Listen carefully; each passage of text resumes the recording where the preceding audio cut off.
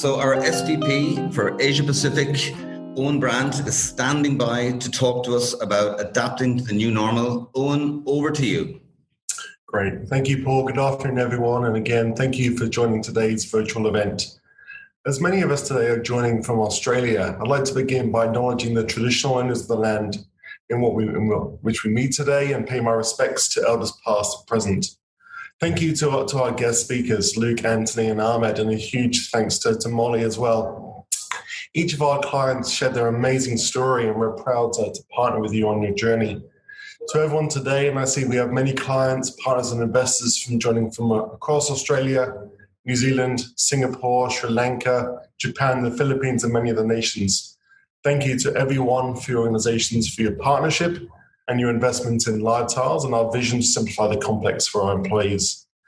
Today, I'd like to spend a few minutes by making a few observations based on discussions I've had recently with CEOs, CIOs, heads of internal communications, and chief people officers across the Asia Pacific region with regards to both the current economic climate and also some of my thoughts for the future work in the region.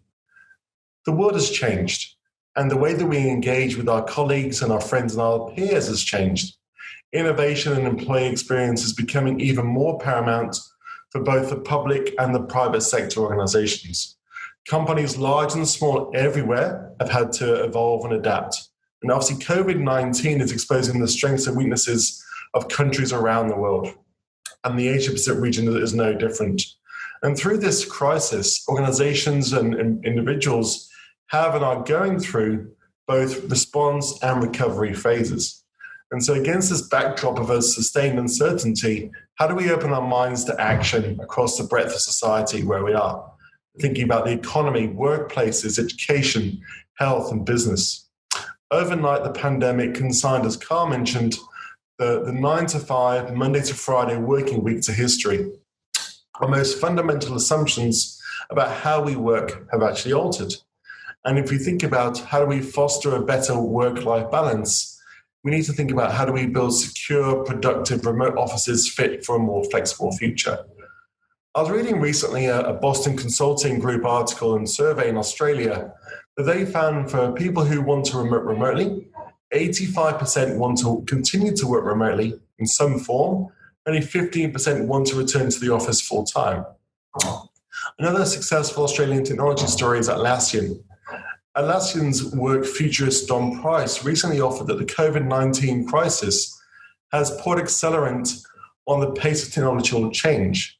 And what really had to change is our human-to-human practice, how we engage, how we collaborate, what are those moments that we're used to having at a water cooler or in a meeting room, and now they're at the end of a Zoom call, a Teams call, a Slack call.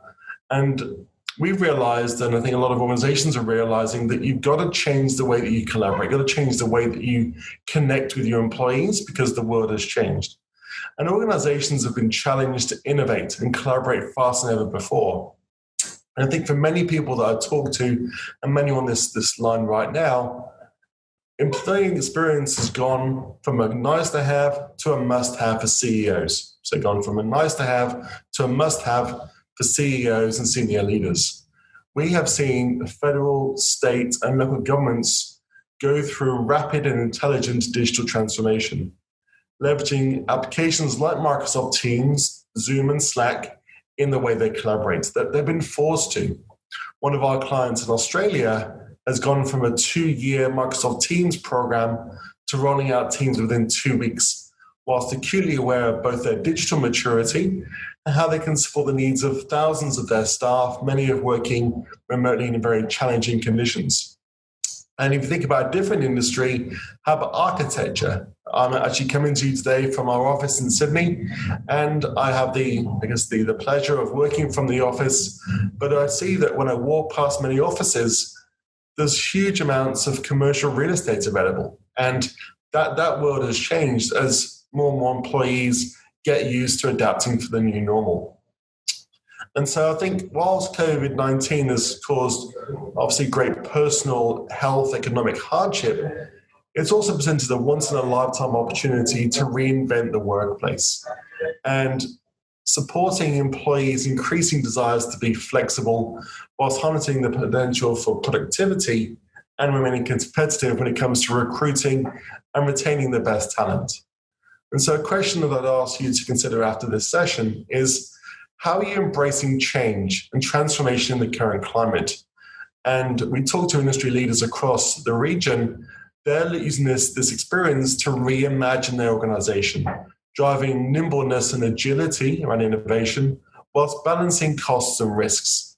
And the key themes I'm hearing often include identifying ways to maximize social connectivity across employees, creating awareness, tools, and benefits that support both the mental and the physical health of all employees, investing in building capabilities to use technologies, tools, and systems that enable employees to work and collaborate remotely, and in measuring productivity in conjunction with employee perceptions, and ensuring that the transitions between remote and on-site work are as smooth as possible, whilst giving employees a cohesive experience that feels designed and not random.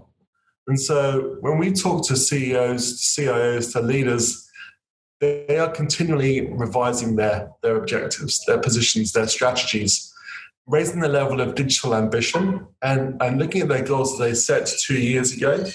And those goals that they set 2 years ago for a 2-3 year project now seem acutely achievable within the next 3 to 6 months. And so when you're thinking about how do you change the way that people work, it's really formed a rapid shift to change our status quo, embrace the new normal.